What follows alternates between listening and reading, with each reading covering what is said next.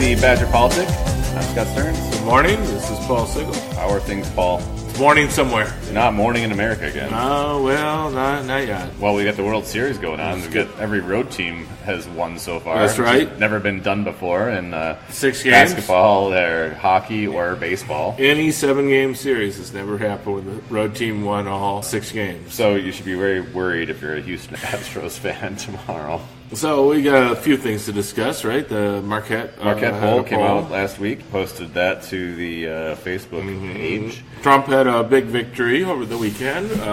Frankly, America did. I mean, in terms of reducing the threat of ISIS. The question is, how did Trump handle it? Despite all the turmoil going on in Syria and Turkey right now. Absolutely. He handled it terribly. He got out there and bragged about it and embellished the story. Well, he's also trying to claim credit when he refused to give Obama any credit 8 years ago when Osama bin Laden. Well, he was making comparisons between Osama bin Laden and this guy. I mean, here's the thing. I'll give Trump credit in the Situation Room. Even some of what he said in the initial news conference, I thought was interesting, talking about multilateral communication. But then again, you probably should include the Speaker of the House. Yeah. But I did think he had some ideas that made sense. They just showed him, exerting basic prerequisites, though, for American leadership. Like, he did what probably any commander-in-chief needs to do. And so he did it, and he did it well, but he was unwilling to give Obama any credit 8 years ago. Right. I think that should really be raised again. Now, how are we supposed to give you so much credit? Well, why is this supposed to blunt your impeachment proceedings? He went on, and he talked about... It just seemed too obvious that he was trying to... it was almost as if the raid was not about protecting American security. It was just awkward. It was about protecting Trump's security. It was just awkward. He was talking about how, they didn't go in through the front door, and that's normally you go in through the front door, and I guess he's thinking of it as a police raid. But then he was making comparisons between al-Baghdadi and bin Laden, and bin Laden did the World Trade Center, but... al-Baghdadi... they were the beheadings. They were pretty disturbing. But al-Baghdadi was, he was creating a country, so it was almost like he was making a comparison of, this was a greater victory than over al-Qaeda. It was...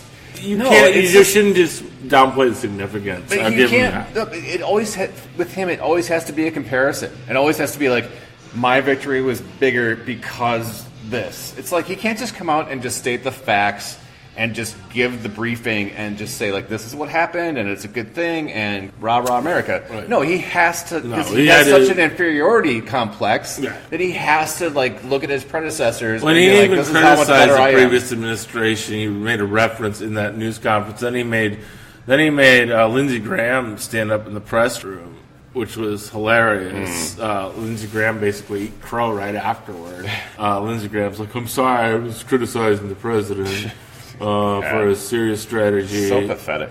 So, right. It's almost like he undid all of the credit he's likely to get from a victory. If he's going to get any kind of polling bounce, it's going to be very minimal and or offset by this craziness that he has One last unleashed. thing. 8 years ago, there was a picture of the Situation Room. There was Obama in his white jacket, and you had... at least one or two other people of color. You had at least Secretary, I believe, Valerie Jarrett, but also Secretary Clinton. Yeah, so you had at least two women in there. Yeah. You had a lot of white guys, too, don't get me wrong, but you had about 14 people in the room. At least 5 of them that I can think of were not white men. Yeah. And then you had 6 people in the room with Trump, but in his Situation Room, all 6 of them were white guys. Yeah. And as a white guy, that's cool. White men are allowed in the room. However, should the room be all white men? Just what expertise are we actually leaving aside by limiting it? And that's what it feels like Trump's doing, is he's limiting the field of expertise to people who look like him. Yeah. Well, added to that is how many people are in his cabinet are acting directors because they won't get anybody appointed through the Senate. Right. Exactly. It's just sad. Yeah. So, speaking of polling numbers, we did have the Marquette poll come out last week. A few interesting takeaways from that. You had the poll around impeachment. People that are for having hearings or the impeachment inquiry, I guess you could say. It was in Wisconsin. 46% support, 49% opposed, 5% no opinion, and it's a minority. It's a minority. That's However, a bad stat.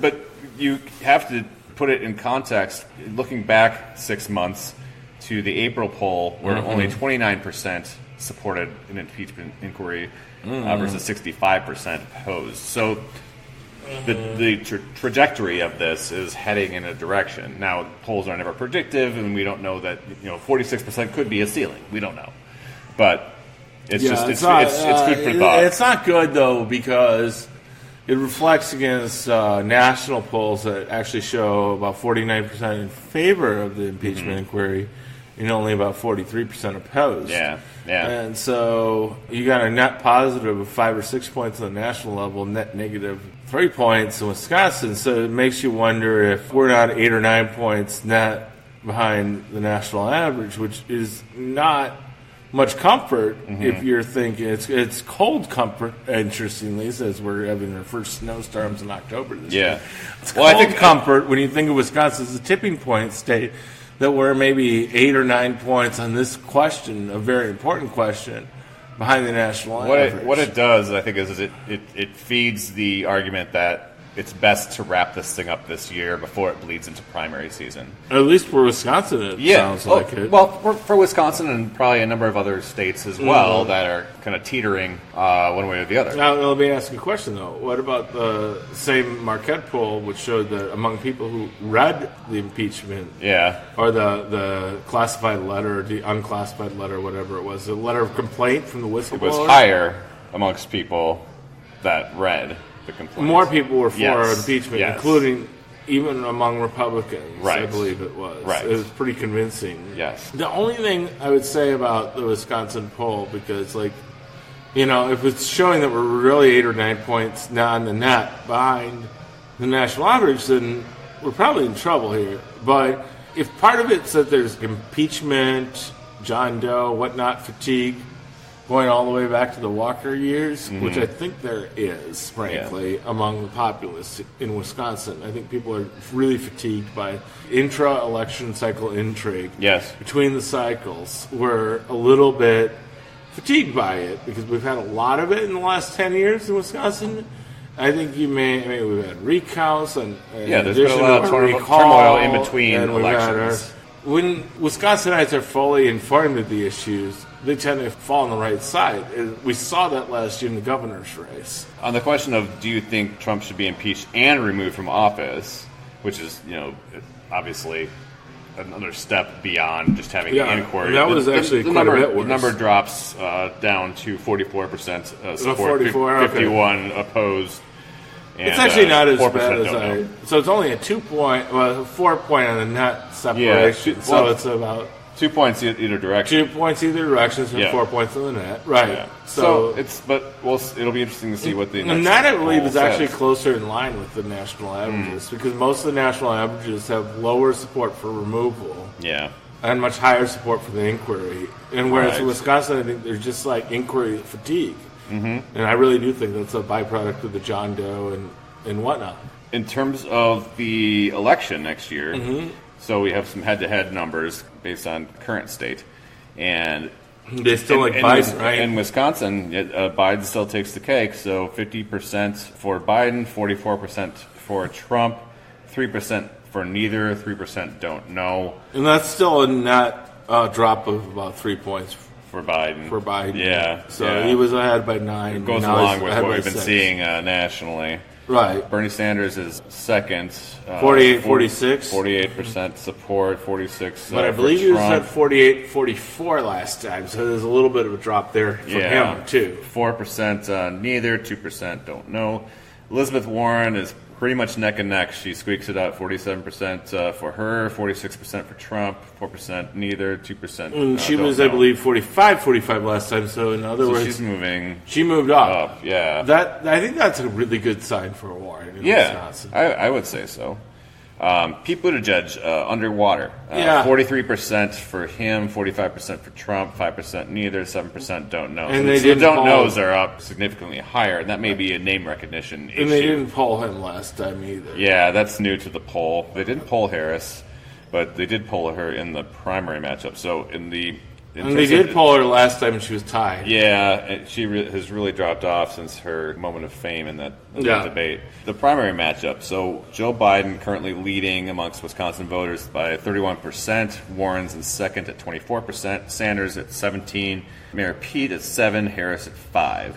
It's looking like Biden, but you gotta look at what happens between now and the primary. It's there's a lot of contest. And if we were part of because if we were part of a national primary, this would mean something. We come but it after doesn't Super really. Tuesday, and it may already be wrapped up for the most Something part. like 70 or 75% of the delegates. I think after Wisconsin chooses, we will have chosen 75% of the delegates. In other words, it's a very good chance there will be maybe not a clear nominee, but down to 2 or 3 at the most. It's going to be interesting, though, because if you look at the first few contests, I mean, Iowa, Pete could still pull out Iowa. Biden is starting to... Which means Pete could light it on fire. Biden kind of really needs to win Iowa, I think. If he wants to... I think that's probably true. Because... I do think a thumping in South Carolina. It's looking like probably Bernie or Warren in New Hampshire right now. If he could skate it out in Nevada and then do a thumping in South Carolina on the strength of African American Latinx voters, he would have a fighter's chance. I will say this before. I was getting ready right off Biden. I saw him on 60 Minutes the other night. Yeah, he had a good appearance. He should be on 60 Minutes every night or every week. Well, he just was more aggressive, and I think he was just more together. It's a setting tailor-made for Joe Biden. Joe Biden, I think, has spent his whole life. Well, we all know lots of seniors watch CBS. 60 Minutes might be for the 60-plus crowd, and that might be part of the problem. However... He fit in well. He answered the questions directly. He even looked better on that stage. He and Jill were there, both of them. I mean, I don't know. It was a good setup for Biden. I remember Bill Clinton and Hillary Clinton there 25 years ago talking about his affairs, and it was an okay interview for Clinton. Gore, I remember getting toasted on that. Yeah. It's not always a winner for sure. The older white guys. Of course, Gore wasn't that old at the time, but I think that Biden really was in his element on that. And I'd be like, not only do I want a super PAC, but I want my super PAC to buy up every TV moment on 60 Minutes every week. Yeah. We should make a note before wrapping up the Marquette numbers here of our Governor Tony Evers' job approval rating, which is sort of a similar figure to Biden. It's sitting at 52% support Evers, 34% disapprove.